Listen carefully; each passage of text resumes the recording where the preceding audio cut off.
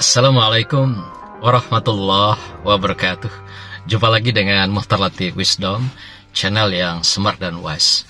Saudaraku, sebuah diksi yang kita temukan dalam surah Al-Isra ayat 28 yang berbunyi Qaulan Maysura, yaitu sebuah komunikasi yang mudah dicerna, mudah dipahami, dan mudah diterima oleh lawan komunikasi kita. Intinya sebuah komunikasi adalah bagaimana kita bisa menyampaikan pesan-pesan yang terbaik, yang tepat, sehingga apa yang kita ingin sampaikan kepada komunikan kita, penerima pesan kita, diterima dengan baik, persis seperti apa yang ingin kita sampaikan. Qaulan Maysura yaitu sebuah komunikasi yang sangat-sangat sederhana, yang dikemas pesannya dengan baik, kemudian disampaikan dengan baik. Di dalam teori-teori modern, kita mengenal ada 3 model komunikasi, yaitu komunikasi intrapersonal, kemudian komunikasi interpersonal, dan komunikasi antarpersonal. Nah, teori ini banyak digunakan di dalam dunia pendidikan, pun begitu juga dalam dunia dakwah. Dan demikian juga berkenaan dengan public service misalnya. Ketika kita memberikan layanan pada masyarakat, publik, atau siapa saja yang berhubungan dengan kelembagaan kita. Daniel Goleman dalam bukunya Kecerdasan Emosional, Emotional Quotient, memasukkan salah satu dimensi daripada orang cerdas adalah cakap dalam berkomunikasi. Komunikasi ini adalah bagian dari kecerdasan seseorang. Wajar saja ketika orang bisa diterima oleh orang lain, itu karena komunikasinya baik. Ketika orang dirindukan oleh orang lain, itu karena komunikasinya baik. Ketika seseorang diterima dalam kelompoknya, dalam komunitasnya, dalam lembaganya, dalam institusinya dengan baik, itu karena dia bisa menempatkan komunikasinya dengan baik. Dalam psikologi komunikasi, dikatakan bahwa orang yang mampu berkomunikasi secara intrapersonal, itu akan menjadi cermin di dalam dia berkomunikasi dengan orang lain secara interpersonal dan juga dengan kelompoknya atau antar kelompoknya, yaitu antar personal. Tapi tatkala seseorang tidak bisa berkomunikasi dengan dirinya dengan baik, dengan kata lain tidak bisa berdamai dengan hatinya, tidak bisa berdamai dengan emosinya, dengan pikirannya, maka dia tidak akan bisa berkomunikasi secara interpersonal dengan orang lain, apalagi secara kelembagaan dengan baik.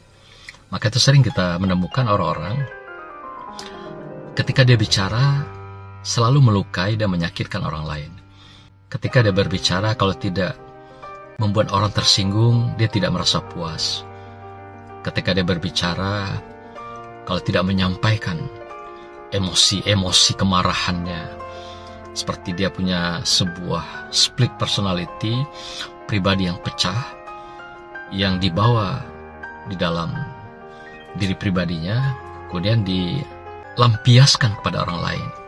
Ini menunjukkan bahwa seseorang tidak mampu berkomunikasi secara intrapersonal dengan dirinya sendiri. Persoalan kita adalah bagaimana kita bisa berdamai dengan hati kita, emosi kita, pikiran kita. Inilah komunikasi intrapersonal itu. Tatkala kita bisa berdamai dengan hati dan emosi kita, orang-orang yang sudah bisa berdamai dengan dirinya sendiri. Indikator kematangan, indikator kedewasaan, dan indikator kemandirian seseorang. Inilah pesan-pesan Qaulan Maysura, kapan dia berkomunikasi ke bawah, kepada orang yang lebih rendah, lebih muda, kapan dia berkomunikasi ke atas,